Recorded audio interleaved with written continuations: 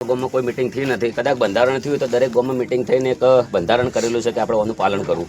તો આગેવાનોને આપણે કોઈ કીધું નથી, લગ્ન કર્યા એટલા દિવસ સુધી કોઈ કહેવા આવ્યું નથી. અને જે અમે એનું પાલન કર્યું, જે વડુ ગામની અંદર બંધારણ થયેલું છે, નવઘરજી ઠાકોર, ચંદનજી ઠાકોર અને જુગલજી એમના સાક્ષી, જે એના અંદર લખેલું છે કે ગામમાં ડીજે વગાડી શકો, લગ્નમાં ના લઈ જઈ શકો. ઓલરેડી કે આ લોકોને આટલો બધો અતિશય મારો વિરોધ કરી નાખ્યો. કદાચ જે 150 મકાન તૂટે તો એટલો બધો વિરોધ કર્યો તો સમાજમાં બહુ ફાયદો થતો.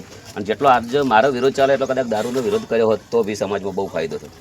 બિલકુલ ગબ્બરભાઈ, વાત સાચી છે. તમે પણ ઘણા બધા સેવાકીય પ્રવૃત્તિઓ સાથે જોડાયેલા છો. સમાજે ઘણો બધો સપોર્ટ પણ કરેલો છે. અત્યારે જે સિચ્યુએશન ઊભી થઈ છે એ ડીજેને લઈને થઈ છે. ડીજેને લઈને એટલા માટે થઈ છે કે સમાજે 3 જિલ્લાના બંધારણ કર્યા છે અને એમાં જાબડિયા ગામ પણ આવે છે.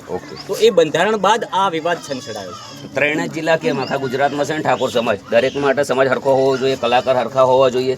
અને ઓલરેડી જેટલી ઘડી આ લોકોને સમાજ કરી અને જે મિટિંગો કરી એમાં અમે સાઉન્ડ ફ્રી લગાવ્યા, રિધમો ફ્રી લગાવ્યા, જે અમારી જરૂર પડે એ જગ્યાએ અમે હાજરી આલી છે. અને અત્યારે અચાનક અમારા પેટ ઉપર આ લોકોને પાટું મારી છે. તો બી અમે સમાજ સાથે છીએ. પણ એવા મારા લીધે લગભગ 100 જણાની રોજગારી હેડે છે. એવા ઘણા બધા કલાકારો છે, એકબીજાના લીધે એકબીજાનું ગુજરાન ચાલતું હોય છે. તમારું એક નિવેદન પણ સોશિયલ મીડિયામાં અર્જુનભાઈનું નિવેદન વાયરલ થયેલું છે કે બંધારણના 16 મુદ્દામાંથી એક પણ મુદ્દાનું ઉલ્લંઘન થયું નથી, તો પછી વિરોધ કેમ? કરી જ ચૂક્યા છે. આ લોકોને એક ટાર્ગેટ કર્યો છે. મને પ્રોગ્રામ બી ચાલુ છે, ઘણું બધું થઈ રહ્યું છે અને એક બી મુદ્દો આપણે તોડ્યો નથી. કાલે બી સમાજ સાથે હતા, આજે બી સમાજ સાથે છીએ. જે મિટિંગ છે એ પણ જગ્યા અમારી છે, સમાજને જે અત્યારે મંડપ બોધેલો છે. ગઈકાલે તમે લાઈવ થયા હતા, ત્યાં 2 જાન આવી હતી.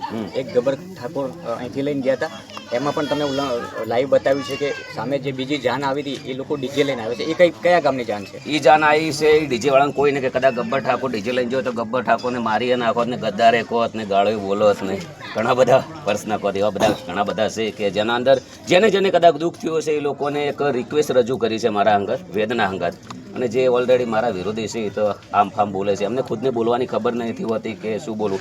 અને ઓલરેડી ઘણા બધા મુદ્દા ચાલુ છે કે 100 છોકરા સમાજની અંદર એવા છે કે બહુ નેગેટિવ વિચારા અંગત, નેગેટિવ ગાળો બી બોલી રહ્યા છે. એમને આગેવાનો સમાજ કે કોઈ કશું કહેતી નથી.